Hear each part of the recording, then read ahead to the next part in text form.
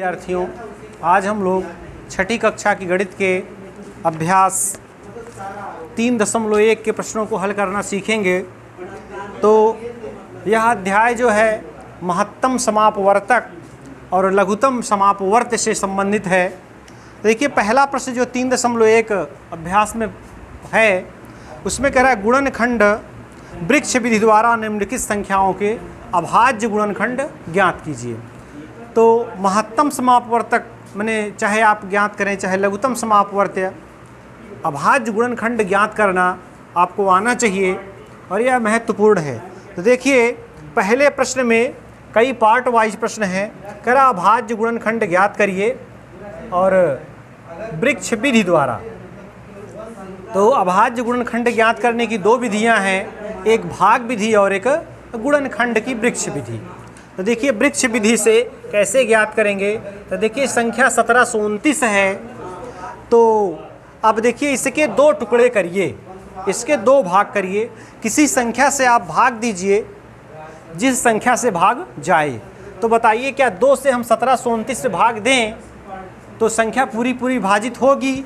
नहीं होगी, क्योंकि 2 से विभाजिता हमने पढ़ी है कि इकाई अंक 0 हो, 2 हो, 4 हो, 6 हो, 8 हो, तब तो संख्या 2 से विभाजित होगी और नहीं तो नहीं होगी। तो 2 से तो यह संख्या विभाजित नहीं होगी। क्या 3 से होगी? यदि अंकों का योग 3 से विभाजित होगा तो संख्या 3 से विभाजित होगी और नहीं तो नहीं होगी। तो चेक कर लेते हैं। तो 7 1 8 और 2 10 और 10 9 19। तो यह तो 3 से माने विभाजित संख्या नहीं होगी, क्योंकि 19 जो है 3 से वह पूर्ण रूपेण विभाज्य नहीं है। 4 से भी नहीं होगी, 5 से भी नहीं होगी, 6 से भी नहीं होगी। यह संख्या 7 से होनी चाहिए। तो 7 से होगी तो 7 दूना 14 और 3 बचे तो 32 हुआ। तो 7 चौक 28, 4 बचे तो 49 हुआ। 7 सते 49, माने 1729 के 2 गुणनखंड हमें प्राप्त हुए, 7 और 247। माने 7 से 247 में यदि हम गुणा कर दें तो 1729 प्राप्त हो जाएगा। तो देखिए, 7 तो अभाज्य गुणनखंड है, मगर अभी 247 अभाज्य गुणनखंड नहीं है। इसके 2 टुकड़े भी हम कर सकते हैं। तो 4 2 6 और 7 13, 3 से यह भी विभाजित नहीं होगा। तो क्या 7 से होगा? क्या दोबारा ये? तो 7 3 21 और 7 से भी नहीं होगा यह। तो अब देखिए, यह संख्या किससे विभाजित होगी? 8 से भी नहीं होगी और यह 9 से विभाजित नहीं होगा, क्योंकि जो संख्या 3 से विभाजित नहीं होती वह 9 से कभी भी विभाजित नहीं होगी। जो अगर माने 9 से विभाजित होगी तो 3 से अवश्य विभाजित होगी। तो 3 से विभाजित नहीं है, इसलिए 9 से यह भाज्य नहीं है।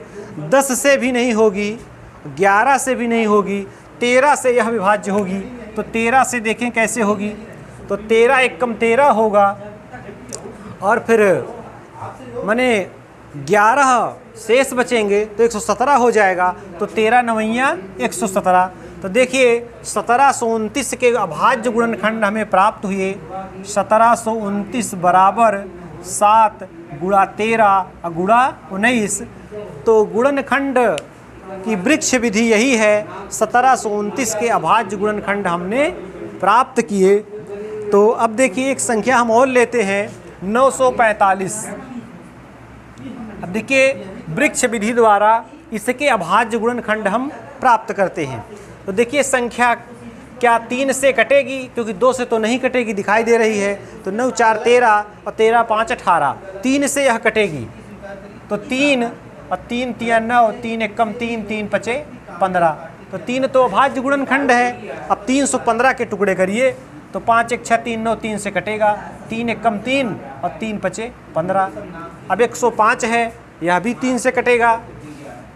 तो 3 3 9 और 3 5 15। अब देखिए, 35 5 से कटेगा, 5 7 35। तो देखिए, इसके 945 के अभाज्य गुणनखंड देखिए हमने प्राप्त किए, 3 3 3 5 7। तो 945 बराबर 3 गुणा 3 गुणा 3 गुणा 5 गुणा 7। तो गुणनखंड की वृक्ष विधि से 945 के ये है गुणनखंड हमने प्राप्त किए। देखिए और संख्या है 420 एक संख्या है। अब इसके अभाज्य गुणनखंड आप ज्ञात करिए। तो 2 से यह संख्या कटेगी तो 2 दूना 4, 2 एक कम 2, 210। अब यह 2 से कटेगा, 2 एक कम 2 और 2 पंचे 10। तो अब यह फिर कटेगा, 3 से कटेगा, 3 त्रिया 9 और 3 पचे 15 और 5 सते 35। तो देखिए 420 के भी गुणनखंड हुए। तो यह संख्या 2 से स्पष्ट थी कि 2 से विभाजित हो रही है। तो 2 से जब हमने 420 में भाग दिया तब हमें 210 प्राप्त हुआ। फिर 2 तो अभाज्य गुणनखंड है लेकिन 210 भाज्य है। इसे फिर हमने 2 से विभाजित किया तो हमें 105 प्राप्त हुआ। अब 105 भी अभी विभाजित होगा तो हमने फिर 3 से इसमें भाग दिया 105 में, तो 35 प्राप्त हुआ। और 35 के 2 गुणनखंड क्या हुए, 5 और 7 हुए। तो इस प्रकार 420 बराबर 2 गुणा 2 गुणा 3 गुणा 5 गुणा 7। तो मैंने वृक्ष विधि द्वारा गुणनखंड ज्ञात करना हमने सीखा। इसी प्रकार से आप इसमें और पार्ट वाइज प्रश्न हैं और उनके आप अभाज्य गुणनखंड ज्ञात कर सकते हैं। तो शेष प्रश्नों को हम लोग अगले वीडियो में देखेंगे। तब तक आप इन प्रश्नों का अभ्यास करिए।